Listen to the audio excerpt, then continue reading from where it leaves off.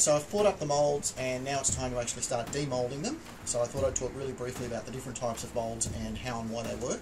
Whether I'm using the correct terminology in the moulding industry or not, I don't know, but this is basically the way I'm describing it to you, so hopefully it'll be easy enough for you to understand. This type of mould, which is a rotational type mould, it produces a piece with a hollow interior usually. You can do the rotational moulds with pieces that are, comparatively solid as well, but the difference is that the mould itself is fully enclosed. Then I've got a mould type which is partially enclosed. And the idea with this one is it does actually have an access point to actually pour in the resin. The mould itself is, as it suggests, partially enclosed. Now this one, to a certain degree, I do a certain amount of movement in the mould, but it's not fully rotated obviously because the liquid will actually pour out.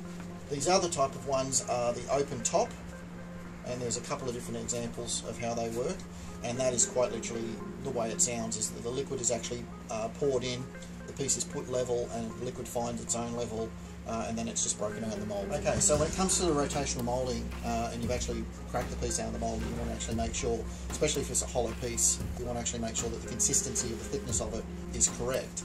There's two ways that you can do that. One is you can actually cut open a hole and actually check inside it physically, but depending on the piece you might be working on, that might not necessarily be a practical thing that you can actually do. The other thing you can do is get a torch and shine a light through the resin, and it illuminates the actual thickness, so you can actually see that there's particular areas around here where the light isn't coming through, so that those bits are actually a bit thicker. And overall you just want a good consistent sort of glow, and that good consistent glow will tell you that you've got a good consistent thickness. I'll give you an example of a piece that I've actually made here that's been deliberately made badly, just to give you an idea on what it's like. And when I shine the light through that, you can see that we've got very, very thin areas here and a very large sort of chunk in the middle there where the resin is actually set into a big congealed lump, and then the thin areas here have barely even touched the surface in terms of how it should be. So depending on the type of piece you're demoulding and how much cutaway you've allowed for the pieces to actually come out, they can grip in the moulds quite tightly. The silicone is fairly durable though, so generally speaking that's not that much of an issue. So there's a jaw piece to actually go with our skull, quite briefly.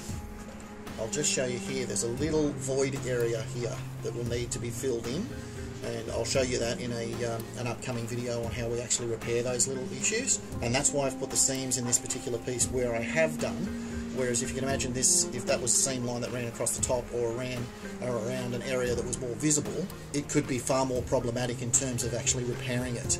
Whereas with it being on the underside here, any potential areas, it's not going to be seen in the finished model anyway. This is another good example that we'll cover again in terms of touch-up and repair in the next video. You can probably see there that the circular nature of it is a little bit off, so it's actually distorted a little bit in the mould. The thickness, the wall thickness here and all that sort of stuff is really good. There's no issues as far as that's concerned, but I will need to actually adjust that. This one is the joint that is the top vertebrae that actually connects the head to the spine. That one actually fits in there.